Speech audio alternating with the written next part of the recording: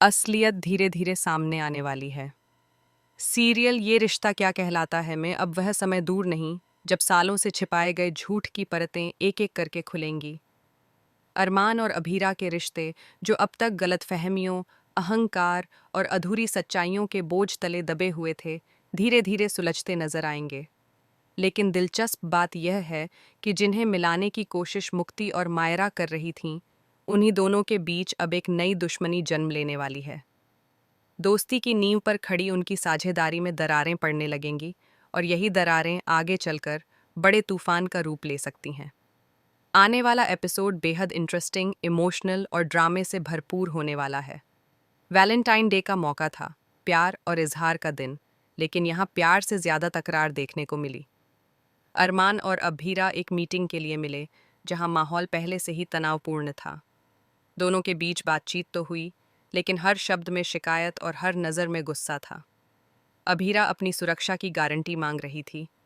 उसे डर था कि कहीं अरमान का गुस्सा या परिवार की राजनीति उसके हक और उसकी इज्जत को नुकसान न पहुंचा दे। वहीं दूसरी ओर अरमान अपने अहंकार में डूबा हुआ था। वह यह कहकर वहां से चला जाता है कि अगर तुम अपनी ज़मीनें नहीं छोड़ोगी तो मैं तुम लोगों से वह ज़मीन छीन लूँगा। यह सिर्फ एक धमकी नहीं थी, बल्कि उनके रिश्ते पर लगी सबसे बड़ी चोट थी। मीटिंग के बाद अभीरा बाहर से भले मजबूत दिखने की कोशिश करती है, लेकिन अंदर ही अंदर वह हिल चुकी होती है। उसके चेहरे पर डर और चिंता साफ झलकती है। फिर भी वह खुद को संभालती है और अपने गैराज पहुंचती है, क्योंकि उसके पास बहुत सारा काम होता है। जिम्मेदारियों का बोझ उसे कमज़ोर होने की इजाज़त नहीं देता। तभी वहां एक गाड़ी आती है, जो अरमान के नाम पर दर्ज होती है। अरमान का नाम देखते ही उसका गुस्सा फिर से भड़क उठता है। वह खुद से कहती है कि अब उसे न अरमान का नाम सुनना है, न पढ़ना है, और न ही उसके आसपास कहीं रहना है। वह ठान लेती है कि इस बार वह अपने हक नहीं छोड़ेगी। उसने जिंदगी में कई बार घमंडी लोगों के लिए समझौता किया है, लेकिन इस बार नहीं। इसी बीच कहानी अचानक नया मोड़ लेती है।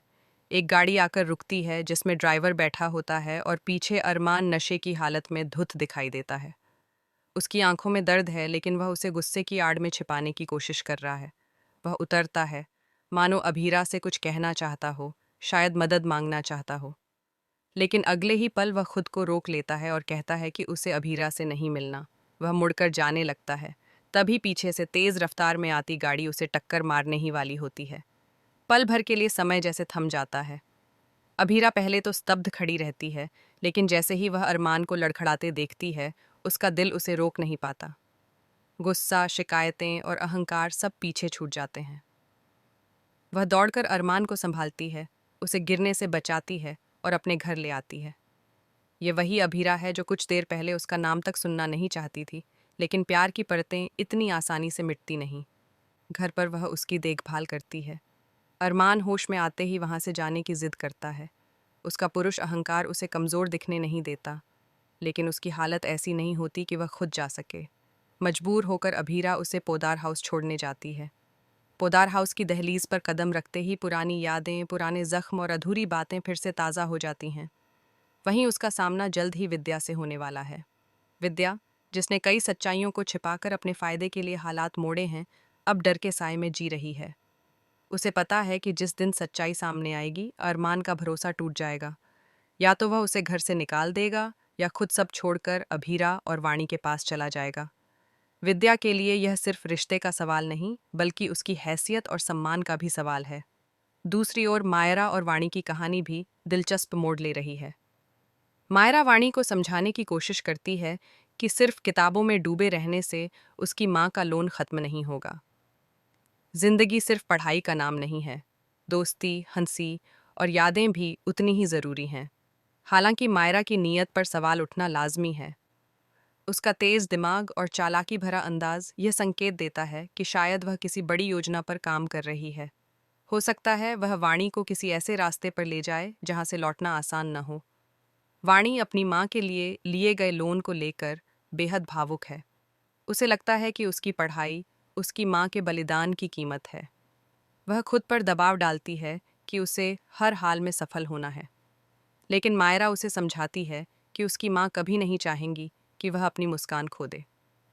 जिंदगी में डिग्री के साथ साथ यादें भी ज़रूरी होती हैं। अगर उसके दोस्त ही नहीं होंगे तो वह अपने कॉलेज के दिनों को कैसे याद करेगी। दोस्ती इंसान को मजबूत बनाती है। मायरा की बातों का असर होता है और वाणी थोड़ा खुलने लगती है। उधर मुक्ति रात को एक पार्टी में जाने वाली है जहां हालात फिर बिगड़ सकते हैं। संभावना है कि वाणी और मायरा दोनों किसी साजिश में फंस जाएं, लेकिन शायद यही मुसीबतें उनकी दोस्ती को और गहरा करेंगी। आगे चलकर यही दोस्ती अरमान और अभीरा को फिर से करीब लाने का कारण बनेगी। अब बात करते हैं कृष की। कृष का स्वभाव टेढ़ा है। उसे चाहे जितना समझाओ, वह अपनी चालें चलने से बाज नहीं आता। तान्या उसे अपनी कंपनी में नौकरी का मौका देती है, लेकिन वह यह बात तुरंत मेहर को बता देता है। वह मेहर से कहता है कि उसकी वफादारी सिर्फ उनके लिए है। यह साफ इशारा है कि तान्या को एक बार फिर धोखा मिलने वाला है। खेल अभी खत्म नहीं हुआ, बल्कि और पेचीदा होने वाला है। काजल दीदी भी अपनी चाल चल चुकी हैं। उन्होंने विद्या से वचन